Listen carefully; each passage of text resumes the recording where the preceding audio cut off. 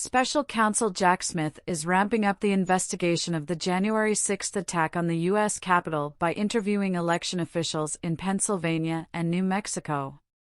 This is a huge indicator that Smith's investigation is going over the entire scheme with a fine-tooth comb, argued former federal prosecutor Elie Honig on CNN Friday. As we have learned in recent weeks about truly how broad the January 6 investigation is, we now know it's gone into all 7 of these battleground states, said anchor Caitlin Collins. What does it signify to you as we learn more about this investigation, where it could be going? 2 weeks ago, there were questions about just how broadly is Jack Smith looking here. Is he looking narrowly at the submission of fake electors, said Honig. We now know the answer. He's looking at everything. He's looking at all 7 states. He's focusing on all different aspects of the pressure campaign on state and local officials, on Mike Pence, the submission of the fake elector certificates. In other words, Honig added, he's doing what prosecutors have to do.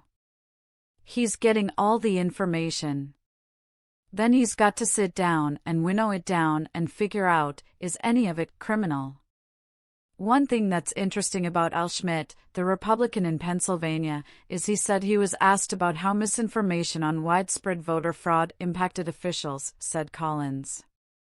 That stood out to me, because Michigan's Secretary of State, Jocelyn Benson, said the same thing, that she was asked about the impact these lies had on election officials.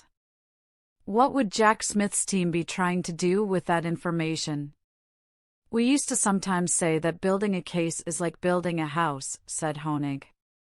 If you think of it that way, the misinformation is the foundation.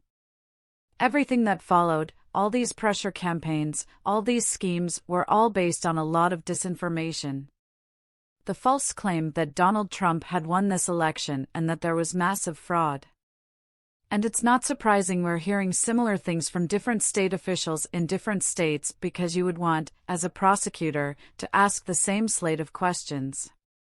If you find yourself getting the same type of answer over and over, that contributes to an argument that this was coordinated, this was intentional, this was a conspiracy.